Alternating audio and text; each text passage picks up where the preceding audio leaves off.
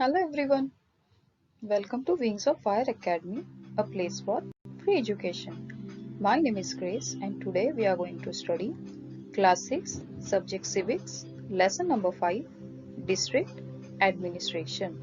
Now learn in English with Hindi language. So let's start. Okay, District Administration. इस lesson को समझने के लिए मैंने इसका हिंदी ट्रांसलेशन भी यहाँ पर दिया हुआ है ताकि ये टॉपिक आपको अच्छे से समझ में आ जाए. Okay, now this topic district administration we will divide into three subtopics. 5.1 is the district collector, 5.2 the chief of district police, and 5.3 district courts. Okay, so let's start. Okay, now you can see in this picture there are three students. Okay, there is a conversation between the three students. Okay, now first one, we learned about the Zilla Parishad, but there was no mention of the district collector. Okay, second student, the newspapers always mention the district collector in the news. And third student is saying, our teacher will be able to tell us. My Didi says she wants to become a district collector. Okay, now यहाँ पर three students के बीच में conversation है. Okay, in that first जो student है वो कह रही है जिला परिषद को तो हम समझे पर यहाँ जिलाधिकारी कहाँ होता है. सेकंड स्टूडेंट कह रही है समाचार पत्रों में तो जिलाधिकारी से संबंधित समाचार होते हैं. और थर्ड स्टूडेंट कह रहा है हमारे शिक्षक ही हमें बता सकते हैं. मेरी बड़ी बहन हमेशा कहती है उसे जिलाधिकारी बनना है. ओके, सो ऐसे क्वेश्चंस स्टूडेंट्स के मन में भी आते हैं कि डिस्ट्रिक्ट कलेक्टर क्या है, राइट? जिला परिषद तो हमें पता है, डिस्ट्रिक्ट कलेक्टर क्या होता है. ओके, सो हम पढ़ेंगे.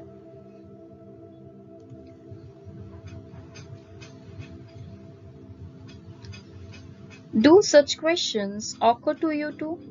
The Zilla Parishad is a part of a rural local government system, that is, the Panchayati Raj system. But in Maharashtra, the administration of the district is shared by both the Zilla Parishad and district collector. The union government and state government both participate in this administration. Do such questions occur to you too? क्या ऐसे प्रश्न तुम्हारे मन में भी आते होंगे, right? आते होंगे ना. सो जिला परिषद यह पंचायती राज व्यवस्था अर्थात ग्रामीण स्थानीय शासन संस्थाओं का एक घटक है. तो हमारे महाराष्ट्र में जहाँ पर हम रहते हैं, राइट, महाराष्ट्र में जिले का प्रशासन जिला परिषद के साथ साथ जिलाधिकारी द्वारा भी चलाया जाता है.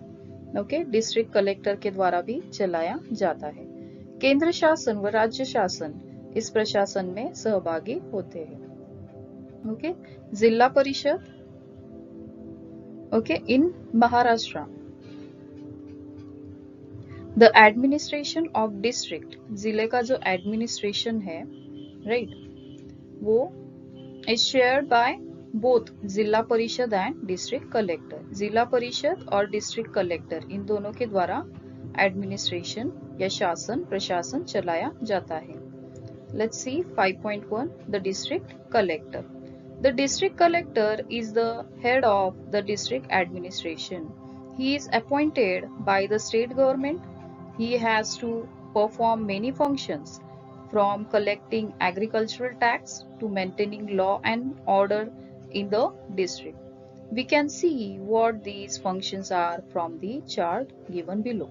Okay, now about the district collector. District collector को कहा जाता है जिलाधिकारी. Okay, now the district collector is the head of the district administration. So जिला प्रशासन का प्रमुख जो होता है वो होता है डिस्ट्रिक्ट कलेक्टर यानी जिलाधिकारी. He is appointed by the state government. और जिलाधिकारी को डिस्ट्रिक्ट कलेक्टर को भूमिकर एकत्रित करने के से लेकर, राइट, और उसकी नियुक्ति जो है राज्य प्रशासन के द्वारा ही होती है. Okay, he appointed by the state government. He has to perform many functions. Now your functions it means उसको जो काम करने होते हैं, राइट, उसकी work, right? उसका function. So he has to perform many functions from collecting agricultural tax to maintaining law and order in district. So जिलाधिकारी को भूमि कर एकत्रित करने से लेकर जिले में कानून व सुव्यवस्था बनाए रखने हेतु अनेक कार्य करने पड़ते हैं. ओके, फंक्शंस इट मींस उसके कार्य, उसके काम. So we can see what these functions are. So उसके कार्य कौन कौन से हैं, ये हमें इस चार्ट से पता चलेगा. Okay, district collector, functions of district collector. In that first one is agriculture, it means कृषि और खेती संबंधित. ओके, एग्रीकल्चर से संबंधित क्या है? To collect agricultural tax, to implement laws relating to agriculture. And third is to provide relief in case of drought and scarcity of fodder. Okay, so agriculture से संबंधित क्या है? भूमि कर यानी कि लगान एकत्रित करना, टैक्स जमा करना. खेती से संबंधित कानूनों का पालन करना, सेकेंड वन. और थर्ड है to provide relief in case of drought और and scarcity of fodder. It mean सूखे व चारे की कमी पर उपाय योजना करना. ये उसका एग्रीकल्चर से संबंधित उसका फंक्शन है. सेकेंड है law and order. In that first one is establish peace in the district. It means जिले में शांति प्रस्थापित करना.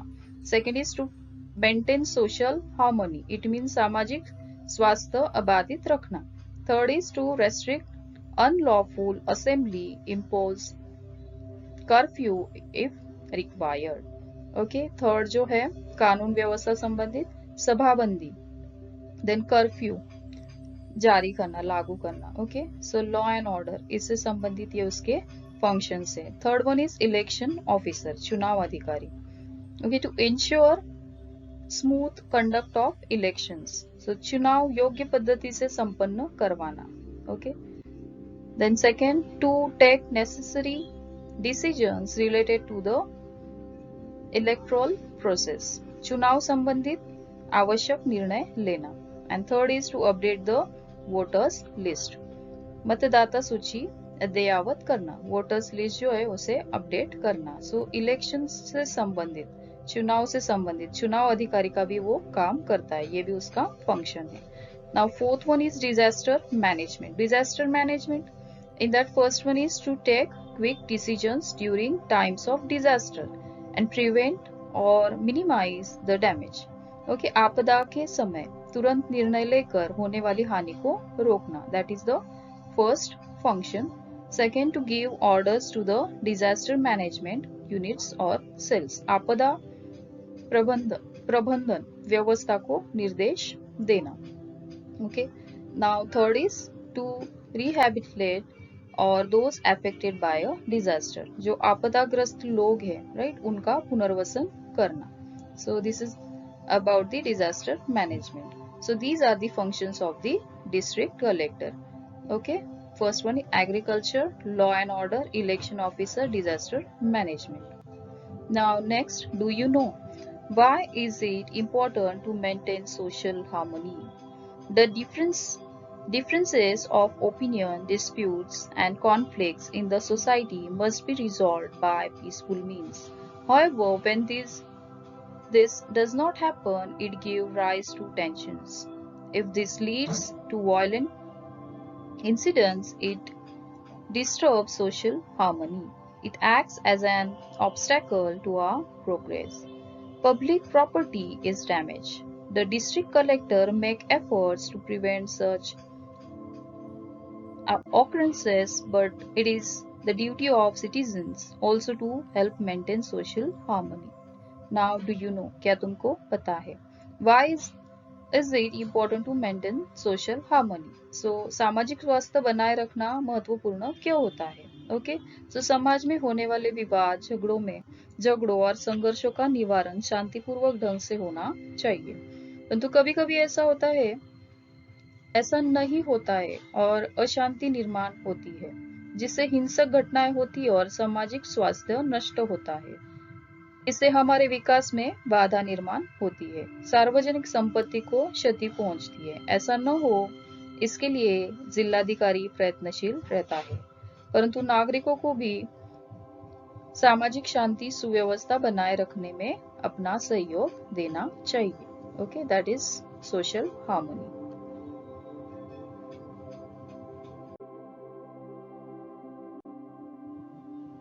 Now next is Tehsildar. There is a Tehsildar for every taluka or tehsil. As a judicial officer, he gives judgments to resolve conflicts at the local level. The Tehsildar has responsibility of maintaining peace and order in the taluka. Okay. Now tehsildar कौन होता है और उससे संबंधित प्रत्येक तहसील में okay एक तहसीलदार होता है. तहसीलदार तहसील दंडाधिकारी के नाते विवादों का निपटारा भी करता है. तहसील में शांति और व्यवस्था बनाए रखने की जिम्मेदारी तहसीलदार पर होती है. The tehsildar has the responsibility of maintaining peace and order in taluka. Now next 5.2, the chief of the district police.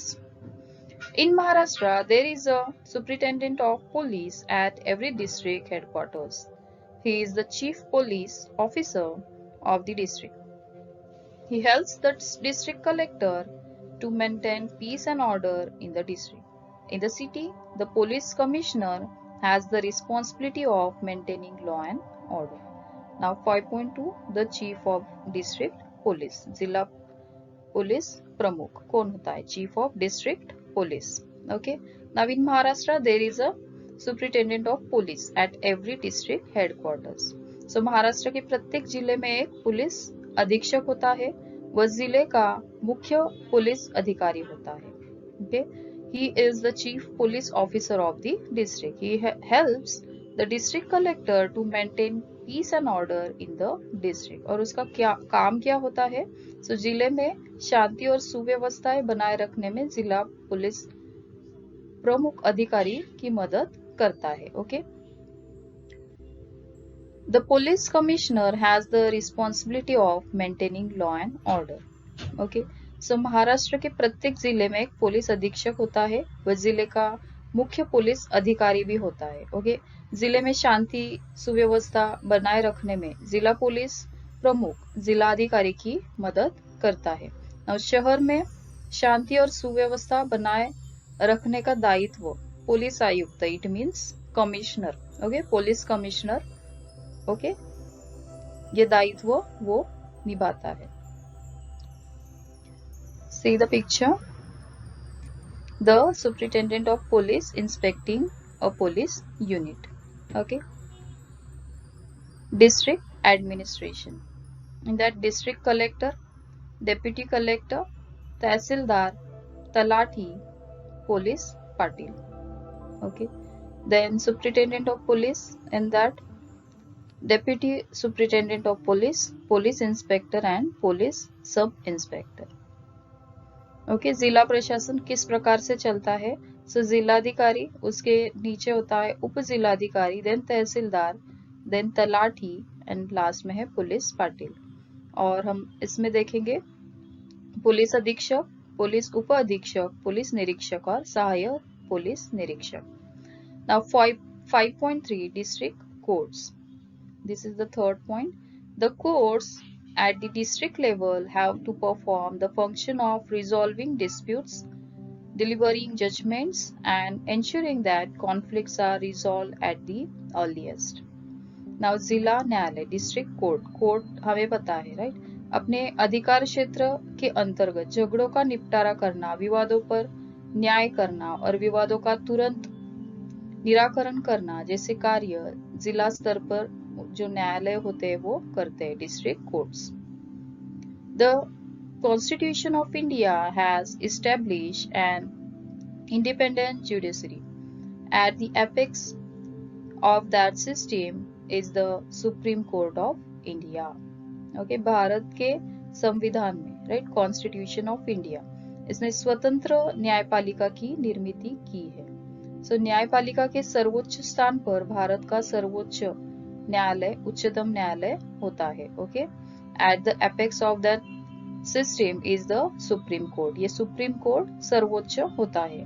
Below this are the high court and below them the lower courts. और उसके नीचे होते हैं हाई कोर्ट और उसके नीचे lower courts. These include district courts, taluka courts and revenue courts. Okay, इसमें जिला न्यायालय, तहसील न्यायालय और दीवानी न्यायालय का समावेश होता है। Okay, see the picture. यहाँ पे न्यायालय का कामकाज, राइट, कोर्ट में कैसे वर्क किया जाता है।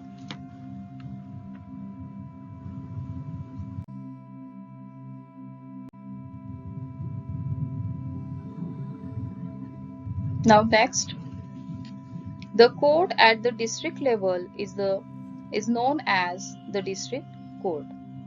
Okay, जिला स्तर के न्यायालय को जिला न्यायालय कहा जाता है। डिस्ट्रिक्ट लेवल पे जो कोर्ट होता है उसे डिस्ट्रिक्ट कोर्ट कहा जाता है। The district court has a chief district जज एंड सम अदर जजेस।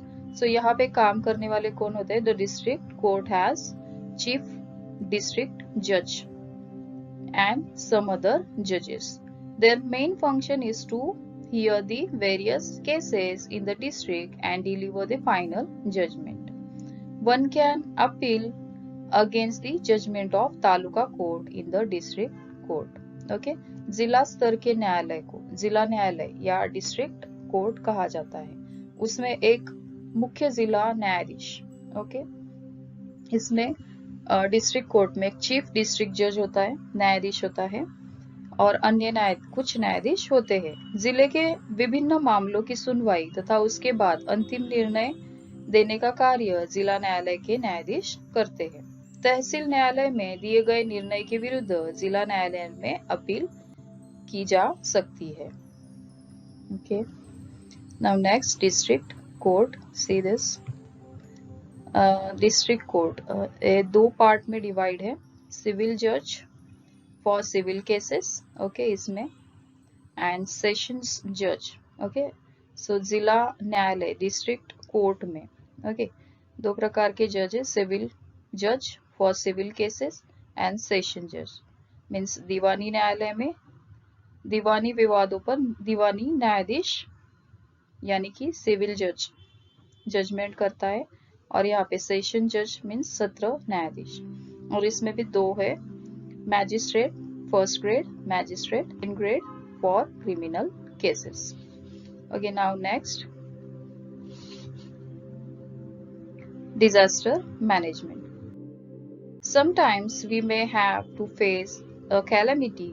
It could be a natural disaster like floods, fire, a cloudburst, cyclone, earthquake, landslide, or problems like riots, bomb blast, breaking of a dam, epidemics, etc.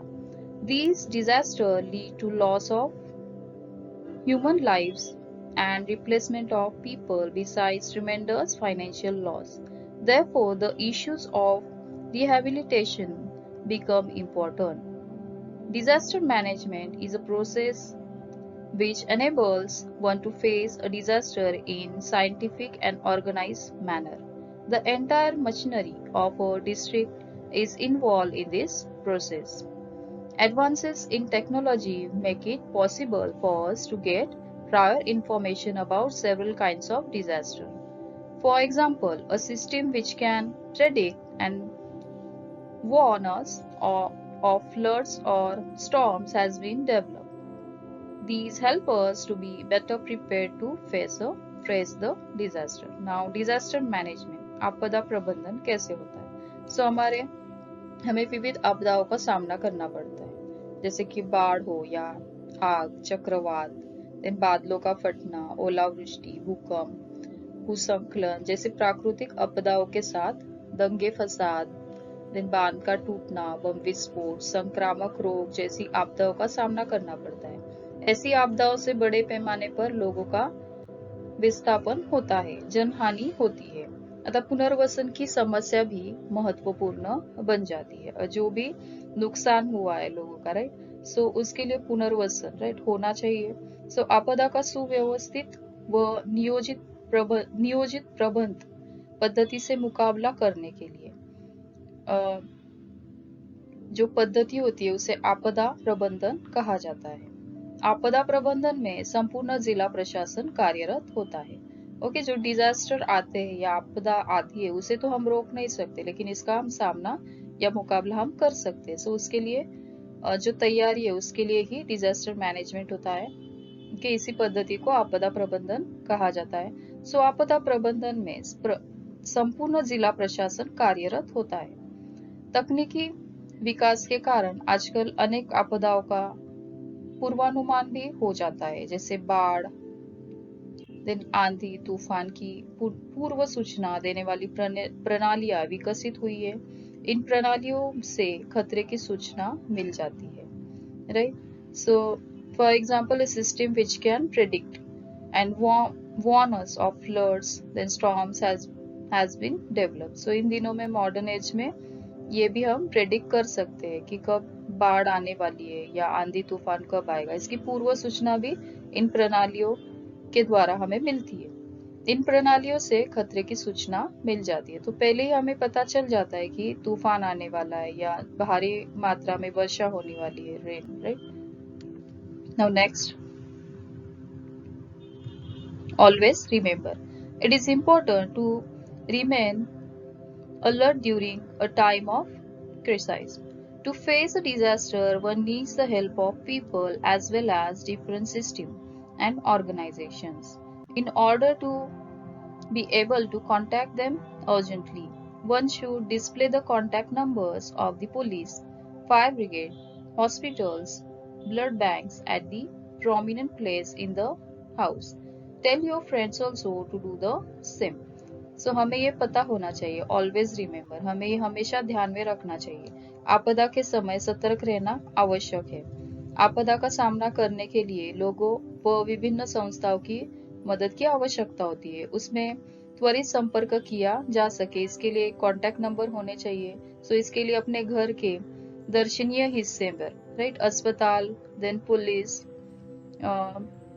इनके contact number, then blood bank के contact number, phone number हमने लिखे हुए होने चाहिए, हमारे घर पर लिखे हुए होने चाहिए। अपने मित्रों से भी ऐसा करने के लिए आप कहे। Next, do you know, in Maharashtra, many officers have made serious attempts to bring about reforms in administration. Their experiments have helped to improve the services provided to the citizens. This has helped the citizens to form a favorable opinion about the administration. As a result, their support to the administration and their participation in it has improved. Okay, Maharashtra में अनेक अधिकारियों ने प्रशासन में सुधार लाने के लिए प्रयोग किए हैं। So, उनके द्वारा किए गए प्रयोग, इन प्रयोगों के कारण लोगों को मिलने वाली सेवाओं में सुधार हुआ है। परिणामतः प्रशासन के प्रति लोगों की धारणा अच्छी व सकारात्मक बनने लगी है और नागरिकों की प्रतिक्रिया वो प्रशासन को मिलने वाले सहयोग में वृद्धि हुई है। इन that first, Lakhina pattern. In order to make the administration efficient and to increase the quality of public services available to the citizens, Sri Anil Kumar Lakhina brought about many reforms when he was district collector of Ahmednagar district. These are known as Lakhina pattern. Then standardization of work procedures, then stating rules in simple language which could be understood by the people, etc., were the administrative changes he introduced. He also started the single window system to that jobs that people came to do could be completed under one roof. Okay, Lakhina pattern, about the Lakhina pattern, ये क्या है? प्रशासन कार्यक्षम बने, नागरिकों को मिलने वाली सार्वजनिक जो सेवा है उत्तम और स्तरीय हो, इसके लिए अहमदनगर जिले के जो तत्कालीन जिलाधिकारी थे श्री अनिल कुमार लखीना, इन्होंने प्रशासन में विविध सुधार किए। जब वो डिस्ट्रिक्ट कलेक्टर थे तो उन्होंने प्रशासन में सुधार किए, उन्हीं को लखीना पैटर्न कहा जाता है। सो कार्य पद्धति का प्रमाणीकरण, लोगों का आसान भाषा में नियम समझना आदि प्रशासनिक परिवर्तन उन्होंने किए थे। ओके, लोगों के विविध कार्य एक ही छत के नीचे हो, इसलिए उन्होंने एक खिड़की योजना शुरू की थी, सिंगल विंडो, ये सिस्टम उन्होंने शुरू की थी। Next B, Dalvi pattern, the administrative reforms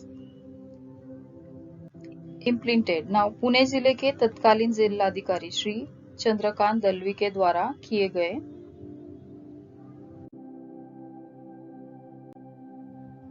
by Sri Chandrakant Dalvi when he was district collector of Pune district are known as Dalvi pattern. Now प्रशासनिक सुधारों, दलवी पैटर्न क्या है?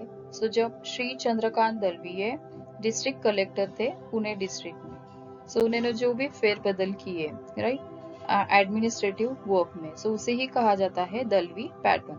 The objective of reforms was to speed up the decision making by ensuring that files were not allowed to stock up and that they were dealt with on the same day that they were received. This pattern is also known as zero pendency pattern. It helped in bringing efficiency and speed into administrative work. Okay, so ये pattern क्या है? Dalvi pattern, right? So इसमें जिस दिन जो काम आया है, जो फाइल आई है, राइट, उस पे काम करना है, सो वो काम उसी दिन करना है, राइट, किसी भी काम का निपटारा उसी दिन करना व निर्णय लेने में गतिशीलता लाना ही उसके उनके सुधार का प्रमुख उद्देश्य था। यह पैटर्न जीरो पेंडेंसी, शून्य विलंब नाम से भी जाना जाता है। इस व्यवस्था से निर्णय में होने वाले विलंब पर रोक लगी। इस पैटर्न से प्रशासन में गति आने लगी। सो एडमिनिस्ट्रेटिव जो वर्क था उसमें गति आ गई। C number, Chahande pattern. When Dr. Sanjay Chahande was the divisional commissioner of Nashik, he implemented certain reforms which are now known as the Chahande pattern in order to reduce the gap between the people and the administration, to increase the accountability of the administration towards the people, and to prioritize the development work through people's participation. He implemented the Gramast Din, Villages Day scheme. This is the appointed day when the administrative officials and staff visit a village and establish a dialogue with the people to understand their problems and help to solve them. Okay, C number, Chauhande pattern. Nashik के तत्कालीन विभागीय आयुक्त जो थे doctor Sanjay Chauhande, means divisional commissioner, so उनके द्वारा ये pattern लाया गया जिसका नाम था चौहांडे पैटर्न। सो प्रशासन व सामान्य लोगों के बीच की जो दूरियां है उसे कम करने के लिए, लोगों के प्रति प्रशासन का उत्तरदायित्व बढ़े, जनता के सहयोग के विकास कार्य की प्रधानता तय की जाए, इसके लिए ग्रामस्थ दिन योजना का प्रारंभ किया। सो उन्होंने ये स्टार्ट किया, ओके, जिसे कहा जाता था विलेजर्स डे, ग्रामस्थ दिन। प्रशासनिक अधिकारी और कर्मचारी निश्चित दिन पर गांव में जाकर लोगों से वार्तालाप करें और उनकी समस्याएं दूर करने के प्रयास करें। इसके लिए ग्रामस्थ दिन की योजना शुरू की गई। ओके, विलेजर्स डे पे क्या किया जाता है? सो एडमिनिस्ट्रेटिव ऑफिशियल्स जो होते, ऑफिसर्स जो होते हैं, जो स्टाफ होता है, वो विलेज में दिन नियुक्त करके उस दिन वो उनसे गांव वालों से, राइट, ग्रामस्थ से जाकर मिलते हैं, वहां पे सभा होती है और उनके बीच में कॉन्वर्सेशन होता है। So today we learn our 5th number lesson, district administrative, okay, civics lesson. I hope you all understood this lesson. इसके क्वेश्चन आंसर्स के लिए आप चैनल प्लेलिस्ट चेक कर सकते हैं। डिस्ट्रिक्ट एडमिनिस्ट्रेटिव इस लेसन के क्वेश्चन आंसर का वीडियो मैंने ऑलरेडी ही अपलोड किया है।